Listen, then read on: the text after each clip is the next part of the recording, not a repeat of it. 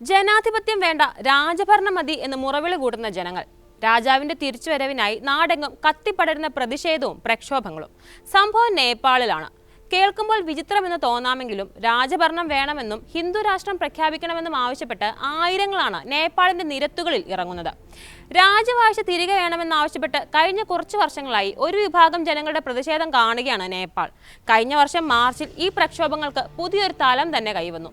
അതിന്റെ അലയൊലികൾ ഇപ്പോഴും അടങ്ങിയിട്ടില്ല നേപ്പാളിൽ. ഇക്കഴിഞ്ഞ മാർച്ചിൽ പ്രതിഷേധക്കാരും പോലീസുമായുള്ള ഏറ്റുമുട്ടലിൽ ജീവൻ നഷ്ടപ്പെട്ടത് 2 പേർക്കാണ്. അറസ്റ്റിലായത് 100-ലധികം പേർ. കണ്ണീർവാതകവും ചീറിപ്പായുന്ന വെടിയുണ്ടകളും നേപ്പാളിലെ അന്തരീക്ഷത്തിന് സുപരിചിതമാകുന്ന കാലമാണ് കടന്നുപോകുന്നത്. എന്താണ് ജനാധിപത്യത്തിന് മേൽ രാജഭരണം ആവശ്യപ്പെടാൻ നേപ്പാളിനെ പ്രേരിപ്പിക്കുന്നത് എന്നറിയണമെങ്കിൽ അല്പം ചരിത്രം അറിഞ്ഞിരിക്കണം. നേപ്പാളിന്റെ രാഷ്ട്രീയ ഘടനയിലേക്കും ഒന്ന് ശ്രദ്ധ തിരിക്കണം. നമുക്ക് നോക്കാം. നൂറ്റാണ്ടുകളായി, അതായത് ഏതാണ്ട് 16-ാം നൂറ്റാണ്ട് മുതൽ 2008 വരെ ഷാ രാജവംശത്തിന്റെ ഭരണത്തിന് കീഴിലായിരുന്നു നേപ്പാൾ. 1972-ൽ ശക്തമായ ജനാധിപത്യ പ്രക്ഷോഭങ്ങളെ തുടർന്ന് രാജ്യത്ത് രാജാവിന്റെ അധികാരങ്ങൾ വെട്ടിക്കുറയ്ക്കാനും ഭരണഘടനയ്ക്ക് വിധേയമായ രാജഭരണം സ്വീകരിക്കാനും അന്നത്തെ രാജാവ് ബീരേന്ദ്ര നിർബന്ധിതനായി. നിരവധി മാറ്റങ്ങൾക്ക് വിധേയപ്പെട്ട് 1991-ൽ പുതിയ ഭരണഘടന രാജ്യത്ത് പ്രാബല്യത്തിൽ വന്നു. രാജാവിന്റെ തീരുമാനങ്ങൾക്ക് മന്ത്രിസഭയുടെ അംഗീകാരം വേണമെന്ന നിബന്ധന ഉൾപ്പെടെ ഈ ഭരണഘടനയിൽ ഉൾപ്പെടുത്തിയിരുന്നു. 2001 വരെ ഈ തരത്തിലാണ് രാജ്യത്ത് ഭരണം കൈകാര്യം ചെയ്യപ്പെട്ടത്. എന്നാൽ ആ വർഷം ബീരേന്ദ്ര രാജാവിനെയും പത്നി ഐശ്വര്യയെയും കൊലപ്പെടുത്തിയ ശേഷം മകൻ ദീപേന്ദ്ര ആത്മഹത്യ ചെയ്തു. ആ കൂട്ടക്കൊലയ്ക്ക് ശേഷം ബീരേന്ദ്രയുടെ സഹോദരൻ ജ്ഞാനേന്ദ്ര ഭരണം ഏറ്റെടുത്തു. അവിടെ നിന്നിങ്ങോട്ട് പല രാഷ്ട്രീയ കോളിളക്കങ്ങൾക്കും സാക്ഷ്യം വഹിക്കുകയായിരുന്നു നേപ്പാൾ. 2006-ൽ ജ്ഞാനേന്ദ്ര ഷാ രാജാവിന്റെ കാലത്ത് നേരത്തെ പ്രഖ്യാപിക്കപ്പെട്ട ഭരണഘടനാപരമായ നിയമങ്ങളൊക്കെ കാറ്റിൽ പറത്തപ്പെട്ടു. രാജ്യത്തെ മാവോയിസ്റ്റ് ആക്രമണങ്ങൾ തടയാനായില്ലെന്ന് കാട്ടി 3 സർക്കാരുകളെ അദ്ദേഹം പിരിച്ചുവിട്ടു. സ്വയം ഭരണം ഏറ്റെടുത്ത ജ്ഞാനേന്ദ്ര ഷാ രാജ്യത്ത് അടിയന്തരാവസ്ഥ പ്രഖ്യാപിക്കുകയും രാഷ്ട്രീയ നേതാക്കളെയും മാധ്യമപ്രവർത്തകരെയും അടക്കം തുറുങ്കിലടയ്ക്കുകയും ചെയ്തു. ഇതേ തുടർന്ന് വലിയ പ്രക്ഷോഭം ജ്ഞാനേന്ദ്ര ഷായ്ക്കെതിരെ പൊട്ടിപ്പുറപ്പെട്ടു. 2 വർഷം നീണ്ടുനിന്ന നിരന്തര പ്രതിഷേധങ്ങൾക്കും പ്രക്ഷോഭങ്ങൾക്കും ഒടുവിൽ ജ്ഞാനേന്ദ്രയ്ക്ക് സ്ഥാനമൊഴിയാതെ നിവർത്തിയില്ല എന്നായി.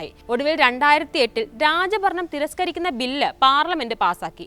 നേപ്പാൾ ഒരു ജനാധിപത്യ രാജ്യമാവുകയും രാജഭരണം അവസാനിക്കുകയും ചെയ്തു. ജനാധിപത്യത്തിന് വേണ്ടിയുള്ള ആ പോരാട്ടത്തിൽ ആ 2 വർഷക്കാലം കൊണ്ട് 23 പേരാണ് വിവിധ പ്രക്ഷോഭങ്ങളിലായി കൊല്ലപ്പെട്ടത്. എന്നാൽ 17 വർഷങ്ങൾക്ക് മുൻപ് ജനം അടിച്ചിറക്കിവിട്ട ഇതേ ജ്ഞാനേന്ദ്ര ഷായ്ക്ക് വേണ്ടിയാണ് ഇപ്പോൾ നേപ്പാളിലെങ്ങും പ്രക്ഷോഭം എന്നതാണ് കൗതുകം. ഭരണഘടനയ്ക്ക് അനുസൃതമായ രാജഭരണം വേണമെന്നാണ് പ്രതിഷേധക്കാർ ആവശ്യപ്പെടുന്നത്. ഹിന്ദു മതവിശ്വാസത്തിൽ അധിഷ്ഠിതമായ രാഷ്ട്രമായി നേപ്പാളിനെ വീണ്ടും പ്രഖ്യാപിക്കണമെന്നും ആവശ്യമുയർന്നു. അതായത് 2008-ൽ അവസാനിപ്പിച്ച ആ ഭരണം തിരികെ വേണമെന്ന്. തീവ്ര വലതുപക്ഷ പാർട്ടികളാണ് പ്രതിഷേധങ്ങൾക്ക് നേതൃത്വം നൽകുന്നത്. ജനങ്ങളുടെ അടിസ്ഥാന ആവശ്യങ്ങൾ നിറവേറ്റാനാകാത്ത വ്യവസ്ഥിതിക്ക് അതെന്തു തന്നെയായാലും പൂഴി മണ്ണിന്മേൽ നിൽക്കുന്നത്ര സ്ഥിരതയെ ഉണ്ടാകൂ എന്ന് പറയാറുണ്ട്. നേപ്പാളിൽ ഇത്തരമൊരു അസ്ഥിരതയാണ് നിലവിലുള്ളത്. രാജ്യത്തെ നിലവിലെ രാഷ്ട്രീയ സാഹചര്യത്തിൽ ജനങ്ങൾ അങ്ങേയറ്റം രോഷാകുലരാണെന്നാണ് മനസ്സിലാകുന്ന വിവരം. വികസന മുരടിപ്പും ഭരണവീഴ്ചകളുമെല്ലാം എണ്ണിപ്പറഞ്ഞാണ് പ്രതിഷേധങ്ങളെല്ലാം തന്നെ. രാജ്യത്തെ 3/1 ജനങ്ങളും പ്രവാസികളാണ്. തൊഴിലില്ലായ്മ രൂക്ഷമായതോടെ യുവാക്കളും നാടുവിടാൻ തുടങ്ങിയിരിക്കുന്നു. അഴിമതി ആരോപണങ്ങളിൽ പേരുൾപ്പെടാത്ത നേതാക്കന്മാരില്ല എന്ന് തന്നെ പറയാം. നിലവിൽ ഭരണത്തിലുള്ള യുണൈറ്റഡ് മാർക്സിസ്റ്റ് ലെനിനിസ്റ്റ് സഖ്യ സർക്കാരും അഴിമതി ആരോപണങ്ങൾ നേരിടുന്നുണ്ട്.